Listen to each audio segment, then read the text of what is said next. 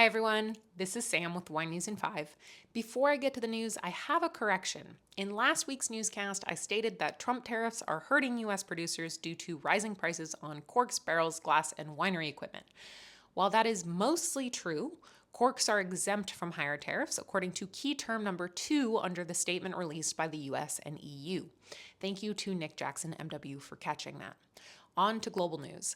Today, I'll give you an update on wildfires in Napa and Spain, and then discuss Château Lafleur leaving the Pomerol and Bordeaux appellations, Canada lifting tariffs on US wine, Champagne no longer requiring foils on their bottles, sherry no longer being required to be fortified, and harvest beginning in Anjou-Saumur, Santa Lucia Highlands, Bordeaux, Burgundy, Portugal, and the Rhône. First up, an update on wildfires in Napa and Spain. As of Friday morning, the Picket Fire has burned 6,803 acres, 2,753 hectares of northern Napa Valley, and is 41% contained. The economic cost is estimated at $65 million, all in agricultural losses. No structures are reported to have been damaged. Investigations as to the cause of the fire are ongoing. Meanwhile, fires in Spain's Castilla y León, Galicia, and Asturias regions continue to burn.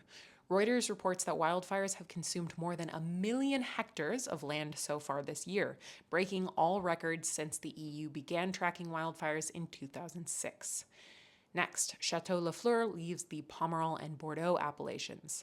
On August 24th, Château Lafleur, a top estate in Bordeaux's Pomerol AOC, announced that starting with the 2025 vintage, they will designate all their wines as Vin de France.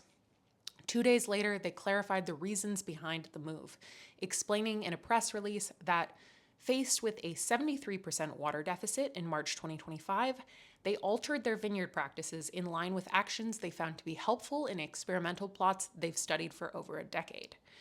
They reduced the canopy height to limit water loss through transpiration, left more foliage to protect their fruit, and in mid-June, began occasionally irrigating at a depth of 15 centimeters directly to the vine's roots. Currently, irrigation is permitted in Pomerol AOC only after government authorization, something that happened only on August 22nd this year, much too late to help growers. Lafleur proposed 5 changes to the current regulations that they believe AOC Pomerol should adopt.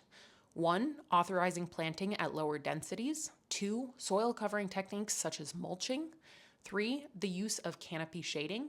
4. Reductions in canopy height.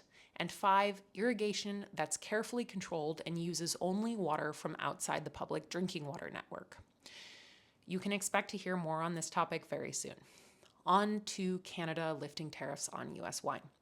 On August 22nd, Canada's Prime Minister Mark Carney announced that as of September 1st, Canada will drop the 25% retaliatory tariffs imposed on items protected under the U.S.-Mexico-Canada Trade Pact. This includes wine. However, as the California Wine Institute pointed out in their response, provincial sales bans are still blocking U.S. wines from reaching Canadian shelves across most of Canada. Just this week, Quebec's Liquor Board announced that they would be destroying $300,000 worth of U.S. alcohol that had expired since the provincial government ordered that shelves be emptied of U.S. alcohol back on March 4th. These products include things like bag-in-box and RTD drinks, which do have an expiration date. Quebec has $27 million worth of U.S. product in storage that is non-perishable. Next, Champagne no longer requires foils on their bottles. 2 years ago, in August 2023, the EU ruled that foils on sparkling wine should be optional, not required. The Comité Interprofessionnel des Vins de Champagne, CIVC, responded by requesting that the National Committee for Wine Designations of Origin, the INAO, included in Champagne's AOC regulations, arguing that the foil was vital to Champagne's brand identity and should be retained.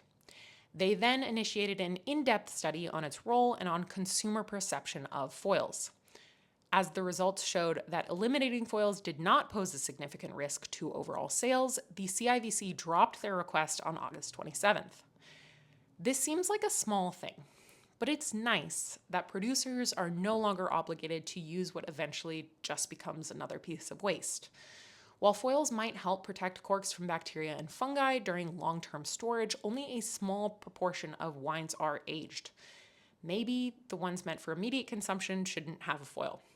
On to updates and regulations to unfortified sherry. On July 29th, the European Union officially approved unfortified sherry. The caveat is that in order for an unfortified wine to be labeled with the Jerez DO, the wine must naturally reach the 15% minimum alcohol requirement of the appellation. You can either do this through ripeness or through drying the grapes, referred to as the asoleo method. This change applies to Fino, Amontillado, Oloroso, and Palo Cortado. Due to the 15% alcohol requirement, this change does not affect the many producers making lower alcohol unfortified wines, often referred to as vinos de pasto, under the Vino de la Tierra de Cádiz IGP. Finally, harvest in Anjou-Saumur, Santa Lucia Highlands, Bordeaux, Burgundy, Portugal, and the Rhône.